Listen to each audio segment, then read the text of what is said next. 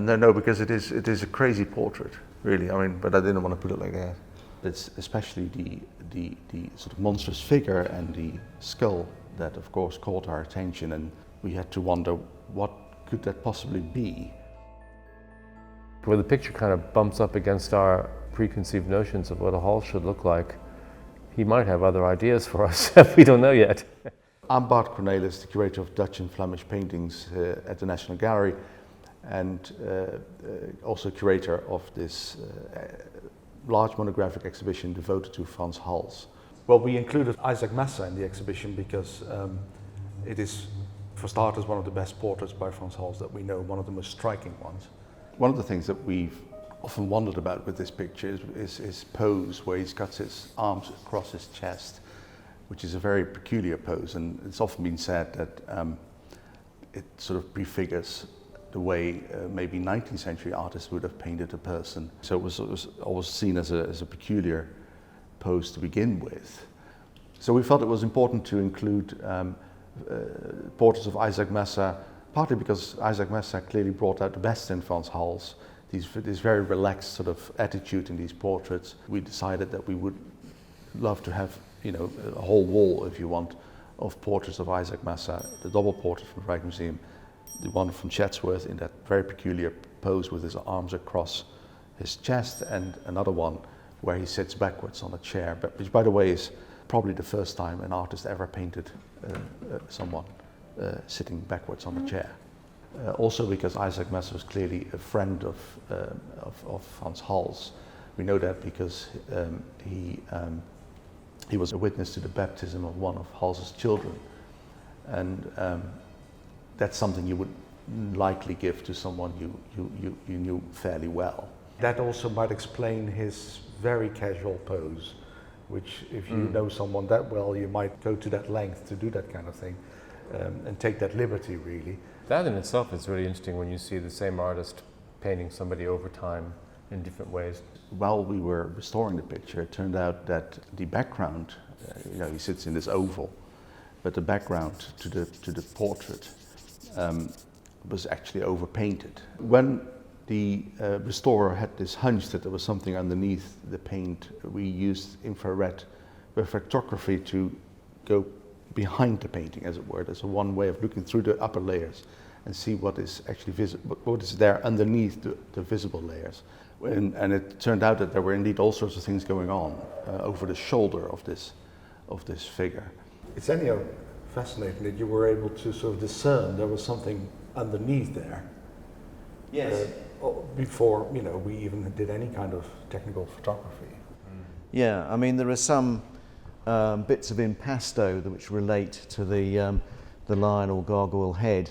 These little elements here always kind of shone through, those pale patches. So there was some evidence of something being there. You can see that there's two heads over his left shoulder, as well as a scroll coming down from his other shoulder, and a coat of arms. So that's the beauty of these techniques, that we could not only see those shapes, but we could even identify, in some cases, which colors they would have been through XRF imaging.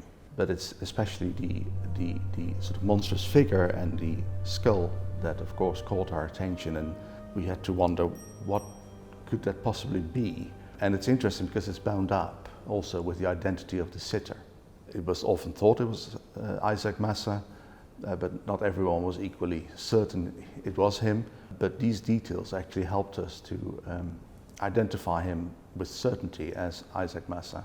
Because what this is this monstrous figure over his shoulder. She's clearly a personification of envy. Envy is traditionally snakes for hair. And not only that, she holds, as we can see in other images that identify the pigment red, she holds a heart in front of her mouth. And that's exactly what envy does. It's essentially still exists in the English language when we say eat your heart out. Envy, jealousy. And then next to it, a skeleton. Now, what has that to do with Isaac Massa is the question. He's a very interesting person. He was a grain merchant, very well-to-do grain merchant. He spent many years in Moscow.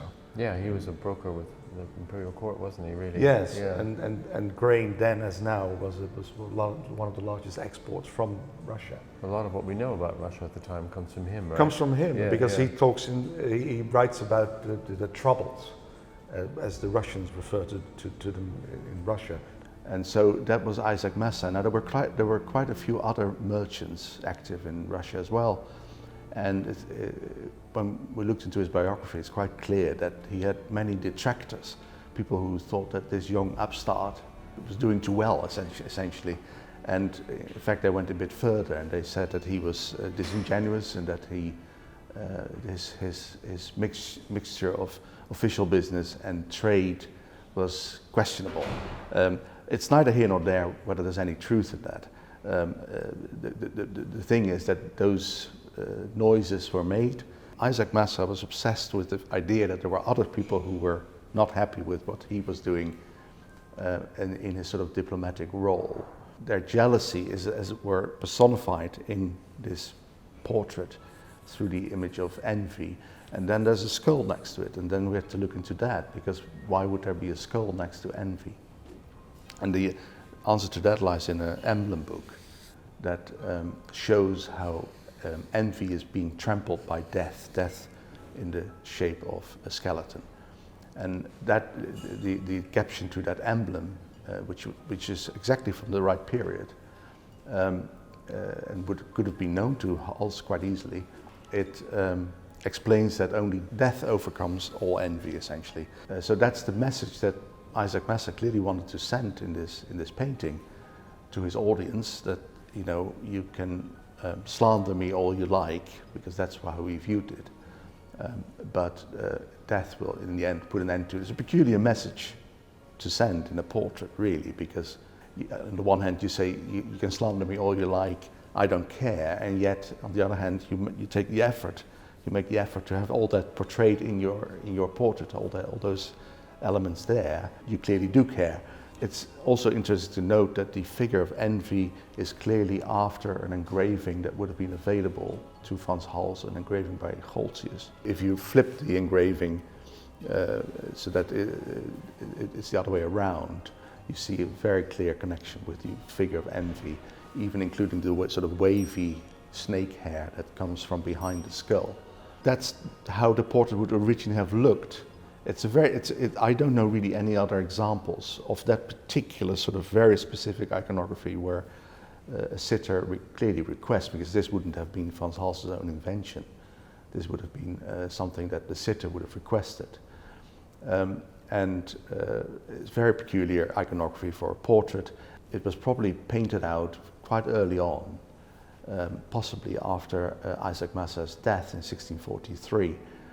When his descendants may have thought, well, we don't particularly want to look at our father or grandfather in this particular circumstances, and we would rather have just a portrait, and it was overpainted early on. So there was also no question that we would remove it. The paint that is used for the overpaint is indistinguishable really from any other 7th century paint. There's no reason to think that it wasn't applied early on, and so that's the fascinating story behind this portrait that we have, and that we, through these elements that we see in the background, can also be certain that we're looking at a portrait of Isaac Massa, which had been doubted by some.